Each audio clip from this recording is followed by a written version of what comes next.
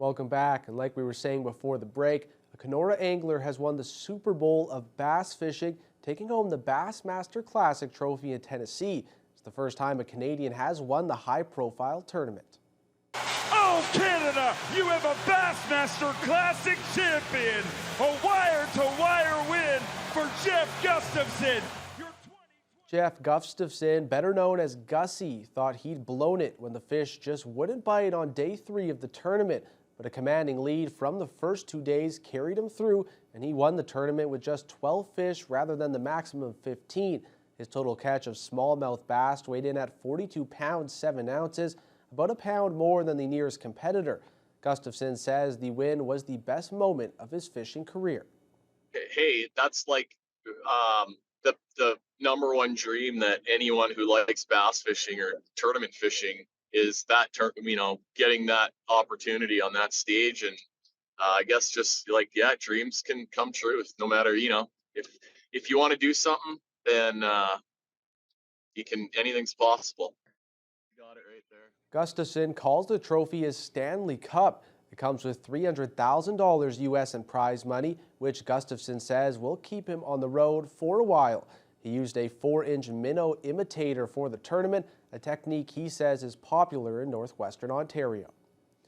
The province's Standing Committee on Justice Policy recently presented a report on bail reform at Queen's Park, responding to the shooting death of a young OPP constable last December. They made recommendations to both levels of government that would make bail harder to access for some gun-related charges and repeat offenders. Kiiwetinoong MPP Saul Mamakwa is the vice chair of that committee, but he has concerns about the process. The hearings were very limited. It was only limited to 12 hours, and half of which were reserved for, police organizations. With the overrepresentation of Indigenous people in jails, Mamakwa wanted a greater involvement of Indigenous stakeholders. 3 Indigenous organizations did make statements. Anishinaabe Legal Services, as well as the Congress of Aboriginal Peoples, both warning that some of the recommendations would exacerbate the issue of over-incarceration, while the Anishinaabe Police Service supports the reforms, saying they could save lives. Mamakwa says he can see both sides, but that he wants an approach that addresses the underlying issues.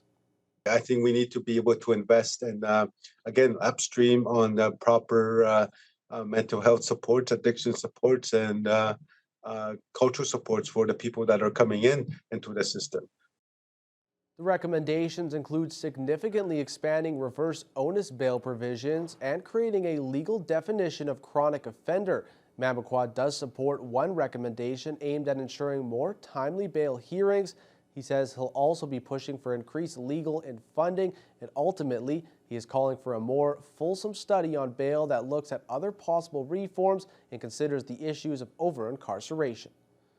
Thunder Bay OPP are investigating a major copper wire theft in Shunya. It happened last week in the new truck inspection station currently under construction along Highway 1117. Police were called to the site on March 21st to investigate the theft. OPP say unknown persons broke into a sea-can storage container and the property and stole 12 large spools of copper wire valued at around $30,000. The Forensic Identification Unit attended the scene and collected evidence, and the investigation is still ongoing. Anyone with information is asked to contact the OPP. The new 5-lane inspection station and transfer rest stop are being built by the MTO at a cost of around $30 million. The project is expected to be completed sometime in the late summer. And that's all the time we have for this edition of Northwest Newsweek. Thanks for joining us, and we'll see you next week.